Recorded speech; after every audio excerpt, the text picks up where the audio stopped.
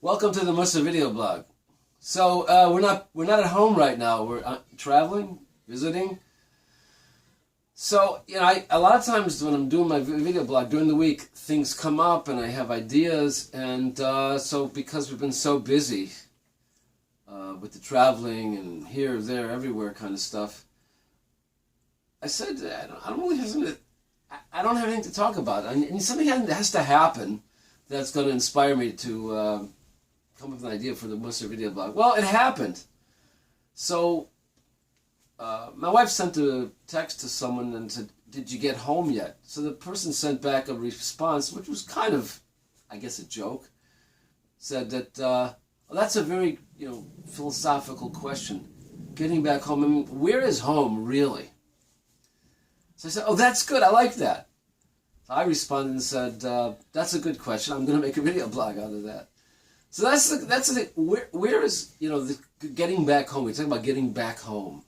What does that mean, getting back? We talk about it figuratively, but really in life, that's what we're trying to do. We're trying to get back home. One of my teachers in yeshiva days, he would always use an analogy to baseball. He'd always give a talk, some kind of ethical instruction, and the analogy was inevitably linked to baseballs. So we asked him, "Why did you always choose baseball for your analogies?" And he said, "Because it's the only sport where the goal of the sport is to get back home." Okay, cute, but at the same time profound. What does it mean to get back home?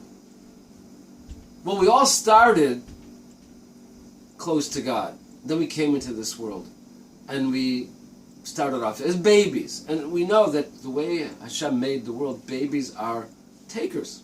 I mean, they're just totally dependent. They can't exist on their own. They need their parents. They cry when they want to eat. They cry when they need to be changed. They cry when they want to go to sleep. And it's our job in life to progress from being a baby to being mature.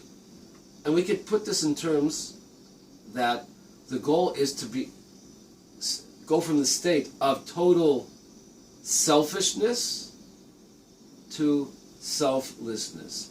Maturity means I think less and less about myself, and ideally I start thinking more and more about the lofty, sublime goals in life, becoming more like God, emulating God's ways. And that means to be a giver and to be selfless. So coming back home, in a certain sense, means getting outside of myself. And this is a good season right now for this, because right before Tisha B'Av, and we see this, the temple was destroyed because of Sinas Chinim, because there was bad feelings between other people, one to another. So it's a good time to get outside of ourselves. So what does this mean? How does this come down practically? So I would just suggest there's a lot of instances every day where we can do something to get outside of ourselves, or in other words, do something that I don't feel like doing. I don't want to get up. Get up. I forgot something. It's downstairs. I need it. Oh, when I go downstairs, I'll get it. No, get it now. Is it that important? Well, in a sense, it is important, because if you get up now and you do it, that means you're doing something that you don't feel like doing.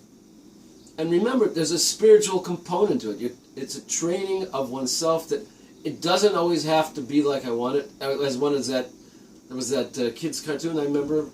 You can't always get what you want when you want it. Sometimes you just have to wait.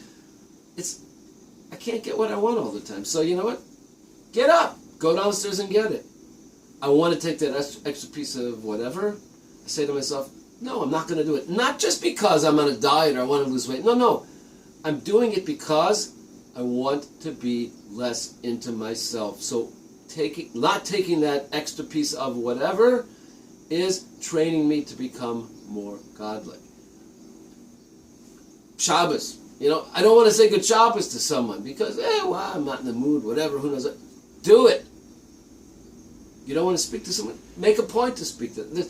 There's tons and tons of opportunities that we have all the time to do things that we don't feel like doing.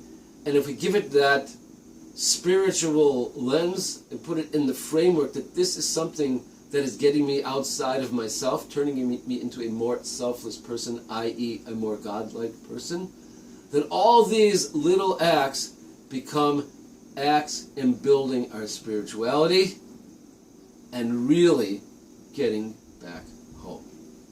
See you next time.